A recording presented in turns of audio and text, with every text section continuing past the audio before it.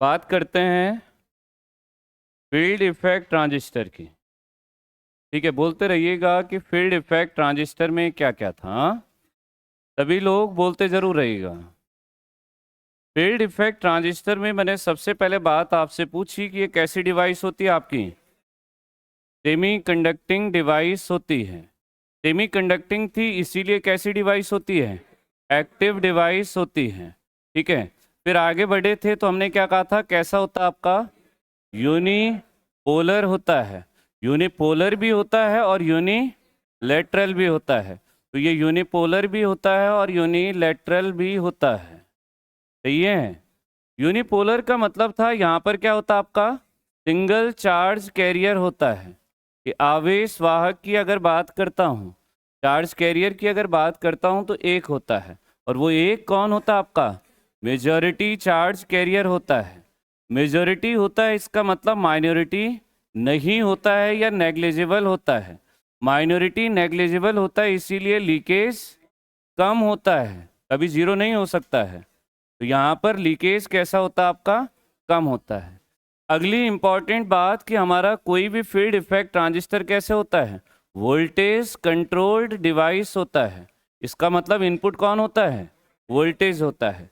Output में क्या मिलता है, इसीलिए क्या कहते हैं, वोल्टेज कंट्रोल्ड करंट सोर्स कहते हैं।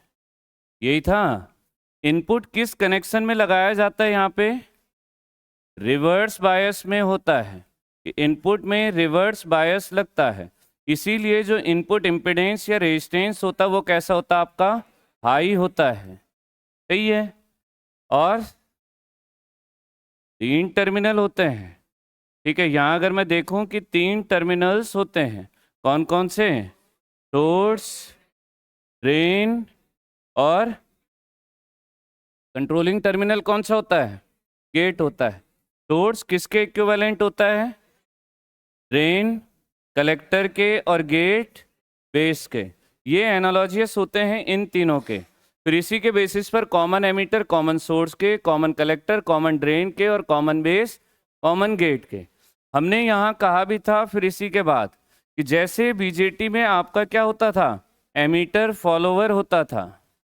ठीक है, किसको कहते थे, कॉमन कलेक्टर को कहते थे। तो सेम यहीं पर क्या आता आपका, सोर्स फॉलोवर आता है। ठीक है, और सोर्स फॉलोवर किसको कहते हैं, कॉमन ड्रेन को कहते हैं। इतनी बात सही है। फिर बात आई कि फील्ड इफेक्ट ट्रांजिस्टर के हमने जनरल क्या देखा था, डेवलपमेंट को देखा था। जनरल डेवलपमेंट की जब बात आई तो हमने कहा भी था कि सबसे पहली कौन सी डिवाइस आई थी, अरे जेफेट आया था, full form junction field effect transistor. इसी का एडवांसमेंट था MESFET, metal semiconductor field effect transistor. इसका और एडवांसमेंट हुआ फिर MISFET, metal insulated semiconductor field effect transistor.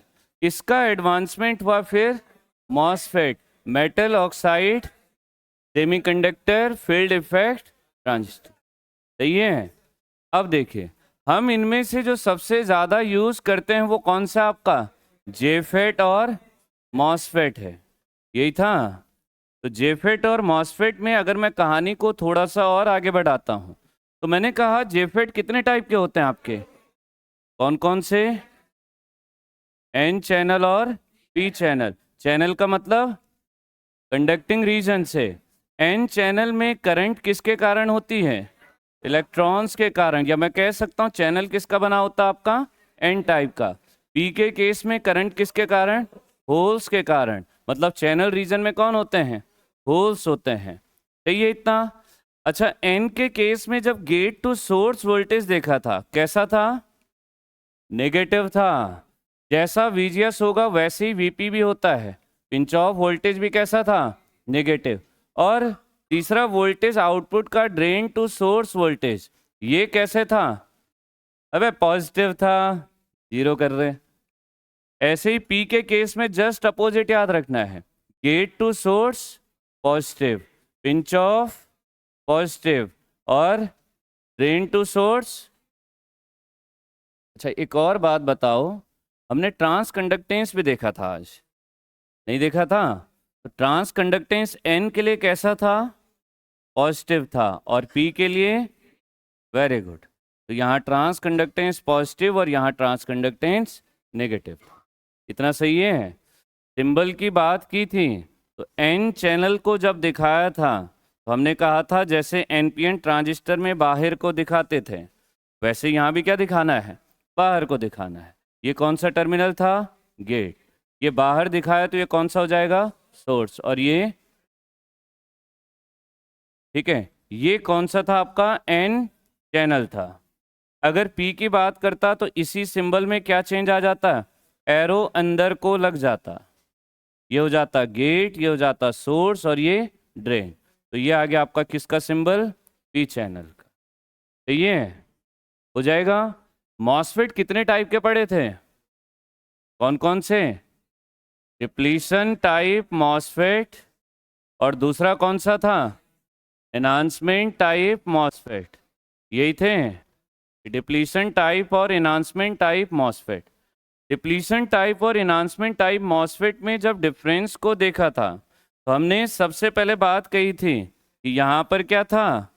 पहले से चैनल अवेलेबल होता है, प्री एग्जिस्टिंग चैनल, जबकि यहाँ एनहांसमेंट में कोई भी प्री एग्जिस्टिंग चैनल नहीं था। नो प्री एग्जिस्टिंग चैनल बोलते रहे सभी लोग।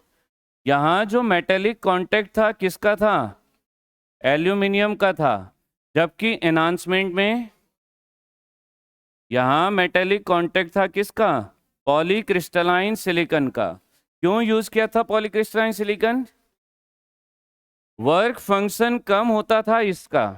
इतना ठीक है? अगली बात, डिप्लीशन टाइप मॉसफेट को जब हमने देखा था तो ये गेट टू सोर्स वोल्टेज की पॉजिटिव और नेगेटिव दोनों वैल्यू पर काम कर सकता है। पॉजिटिव पर काम करता है उसे कौन सा मोड कहते हैं? एनहांसमेंट मोड कहते हैं। अरे नहीं था? नेगेटिव पर करता है तो डिप्लीशन मोड कहते हैं।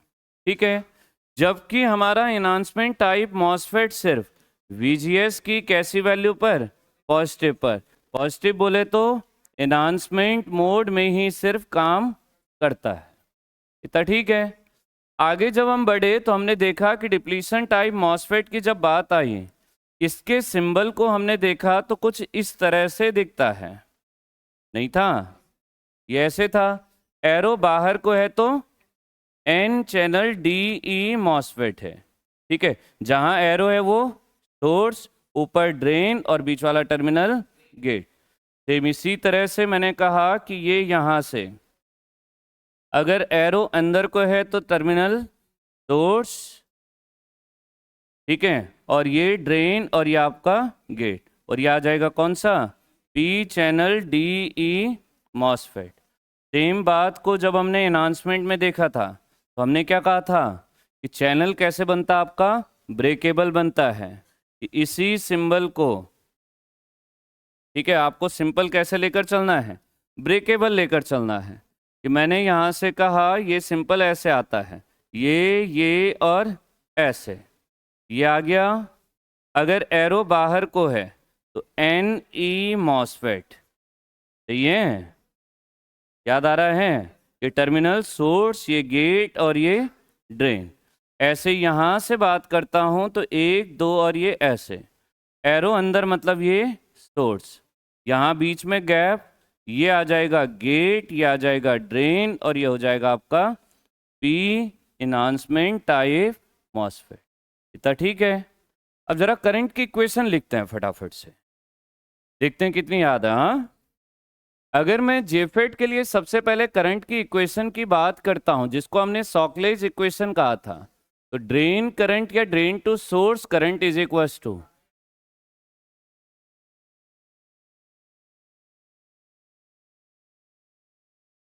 1 माइनस VGS अपॉन VP का होल स्क्वायर। ऐसे यहीं से मैंने जेफेट के लिए ही ट्रांस कंडक्टेंस को देखा था, तो GM is equal to -2 IDSS upon VP into 1 minus VGS upon VP, whole square नहीं था, ठीक है। फिर यहीं से मैंने कहा कि अगर मैं एनहांसमेंट टाइप मॉसफेट के लिए बात करूं और पिंच ऑफ रीजन में करंट को देखता हूं, क्योंकि एम्पलीफिकेशन वही होता है, तो इक्वेशन थी mu n C o x W by 2L और VGS माइनस V गामा का होल स्क्वायर, नहीं था? तो ये अपने पास इनकी करंट इक्वेशन थी।